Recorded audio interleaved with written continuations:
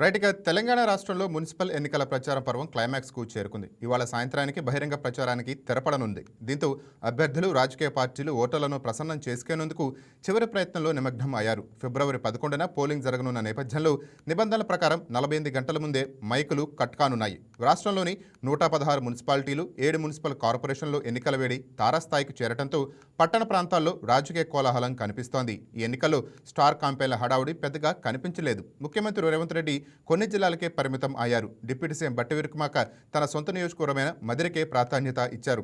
మంత్రి తుమ్మల నాగేశ్వరరావు, పొంగులేటి శ్రీనివాసరెడ్డి తమకు కేటాయించిన ఇన్ఛార్జి జిల్లాలు రోడ్ షోలు, సభలు నిర్వహించి స్థానిక నేతల బాధ్యత భుజానికెత్తుకొని గడప గడపకు తిరుగుతూ ఓటర్లను అభ్యర్థిస్తున్నారు. గడిచిన వారం రోజులుగా మున్సిపల్ వార్డులో ప్రచార రథాల మైకులతో హోరెత్తాయి. ఒక పార్టీ వెనుక మరో పార్టీ రథాలు కాలనీలో తిరుగుతూ హామీల వర్షం కురిపించాయి. ప్రధాన పార్టీలైన కాంగ్రెస్, బీఆర్ఎస్, బీజేపీతో పాటు సిపిఐ, సిపిఎం నేతలు కూడా విస్తృతంగా పర్యటించారు. పగలు బహిరంగ ప్రచారం చేసిన నాయకులు రాత్రి వేళలో వార్డుల వారీగా సామాజిక సమీకరణాలపై దృష్టి సారించి గెలుపు వ్యూహాలను రచిస్తున్నారు. బహిరంగ ప్రచార సమయం ముగుస్తుండటంతో అభ్యర్థులు ఇప్పుడు అధికారిక ప్రచారం పైన దృష్టి పెట్టారు. వార్డుల్లోని కీలక వ్యక్తులతో మంతనాలు జరపడం, సామాజిక వర్గాల మద్దతు కూడగట్టడం వంటి చర్యలు వేగవంతం అయ్యాయి.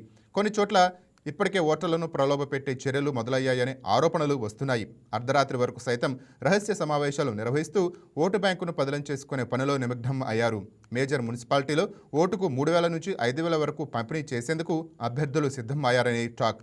చిన్న మున్సిపాలిటీలో 1000 నుంచి 3,000 వరకు రేట్ ఫిక్స్ చేసినట్లు సమాచారం. ఇదిలా ఉంటే ఫిబ్రవరి 11న ఉదయం నుంచి సాయంత్రం వరకు పోలింగ్ జరగనుంది. ఓటర్లు తమ ఓటు హక్కును వినియోగించుకునేందుకు వీలుగా ప్రభుత్వం ఇప్పటికే స్థానికంగా సెలవు ప్రకటించే యోచనలో ఉంది. 11న పోలింగ్ ముగిసిన తర్వాత ఫిబ్రవరి 13న ఓట్ల లెక్కింపు చేపట్టి ఫలితాలను ప్రకటిస్తారు. పురపీఠాలను ఎవరు గెలుచుంటారనే ఉత్కంఠ ఇప్పుడు సర్వత్రా నెలకొంది.